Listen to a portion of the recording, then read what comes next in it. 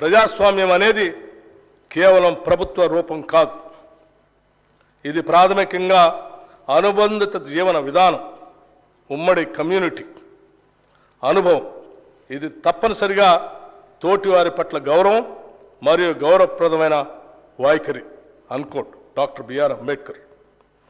గ్రామాల అభివృద్ధితో ప్రతి పల్లె కళకళలాడేలా చేయటమే మా ప్రభుత్వ ప్రాధాన్యత.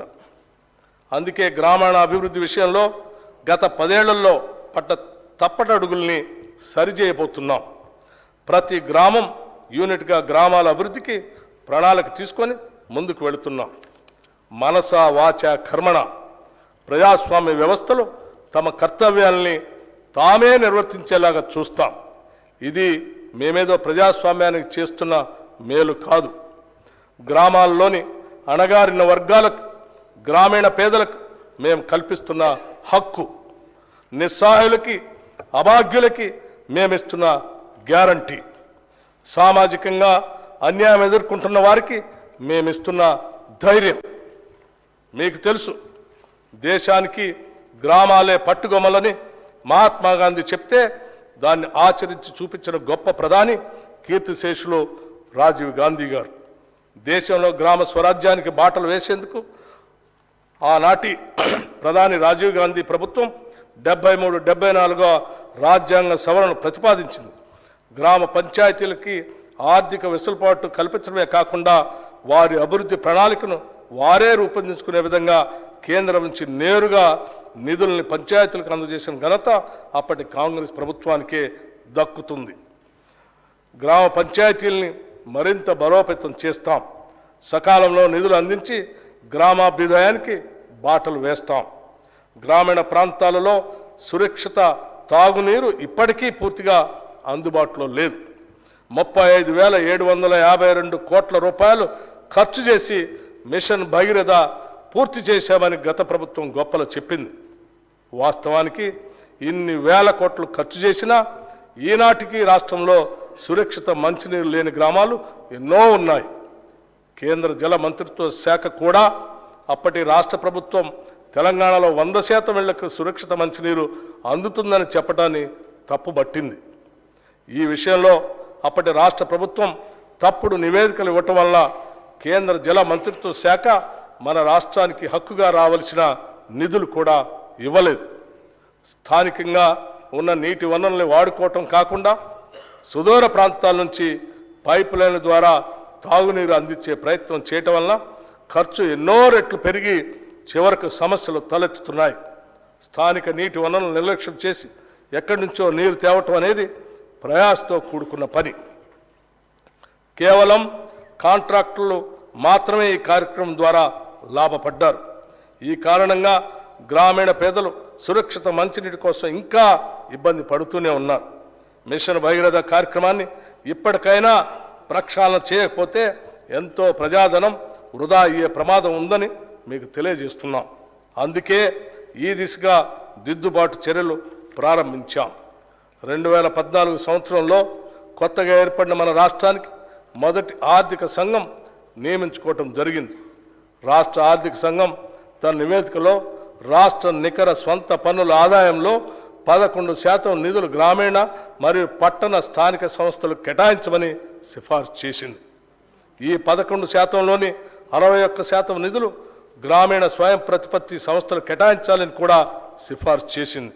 ఈ సిఫార్సుల్ని గత రాష్ట్ర ప్రభుత్వం పట్టించుకోలేదు.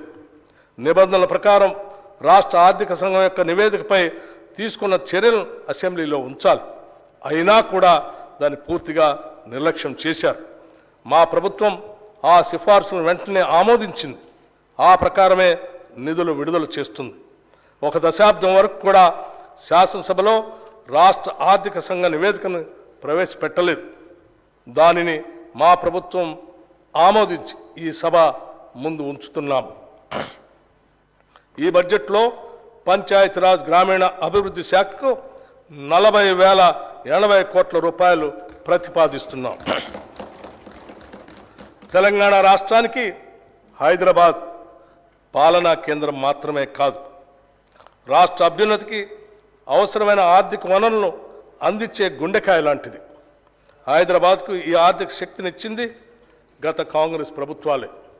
రక్షణ రంగ సంస్థలు, ఫార్మా పరిశ్రమలు, ఐటీ పరిశ్రమలు వంటి మౌలిక పరిశ్రమల స్థాపన మొదలుకొని మెట్రో రైలు వరకు, శంషాబాద్ విమానాశ్రయం మొదలుకొని ఓఆర్ఆర్ వరకు, తాగునీటి అవసరాల కోసం మంజీరా, కృష్ణా మరియు గోదావరి జలాల సరఫరా, నగరానికి 24 గంటల విద్యుత్ సరఫరా చేసే వ్యవస్థతో పాటు హైదరాబాదులో అంతర్జాతీయ స్థాయి మౌలిక సదుపాయాల కల్పన కూడా జరిగింది కాంగ్రెస్ ప్రభుత్వాల హయాంలోనే. హైదరాబాద్ అభివృద్ధి ద్వారా సృష్టించబడిన సంపద ఏ కొందరు అధికారులకో లేదా నాయకుల స్వార్థం కోసం కాదు. అది యావత్తు ప్రజలందరికీ చెందాలనేదే మా లక్ష్యం, మా మార్గం. అందుకే పాలనా పరంగా అన్ని సంస్థలని, వ్యవస్థల్ని ప్రక్షాళన చేస్తున్నాం. మూసీ ప్రక్షాళనతో పాటు మూసీ పరివాహక ప్రాంతాన్ని ఉపాధి కల్పనా జోన్గా మార్చే కార్యాచరణ మొదలుపెట్టాం. మూసీ అంటే ముక్కు మూసుకొని పోవాల్సిన పరిస్థితి నుండి దానిని పునరుజ్జీవింప చేయడానికి వడివడిగా అడుగులు వేస్తున్నాం. మూసీ రివర్ ఫ్రంట్ని అభివృద్ధి పరిచేందుకు నూతన విధానాలను ఆకలింపు చేసుకుంటున్నాం. గౌరవ ముఖ్యమంత్రి శ్రీ రేవంత్ రెడ్డి గారు మరియు అధికారులు ఇటీవల లండన్ పర్యటన సందర్భంగా థేమ్స్ నదీ నిర్వహణ తీరుని పరిశీలించారు. ఏ మాత్రం కాలుష్యం లేకుండా థేమ్స్ నది లండన్ నగరం మధ్య నుంచి ప్రవహిస్తున్న తరహాలోనే మూసీ రివర్ ఫ్రంట్ని అభివృద్ధి పరచాలని ఆకాంక్షిస్తున్నాం.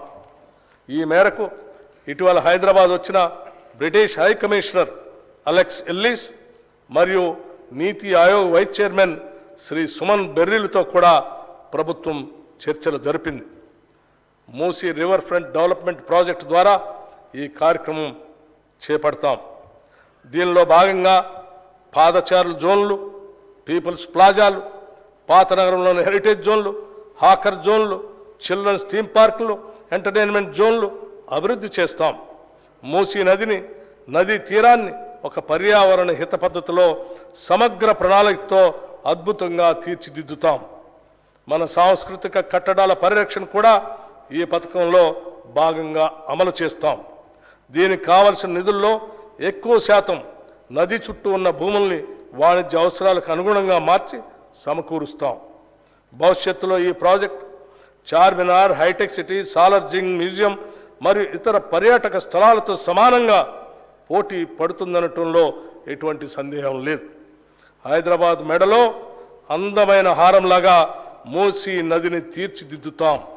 దీనికోసం 1000 కోట్ల రూపాయలు ఈ బడ్జెట్లో ప్రతిపాదిస్తున్నాం.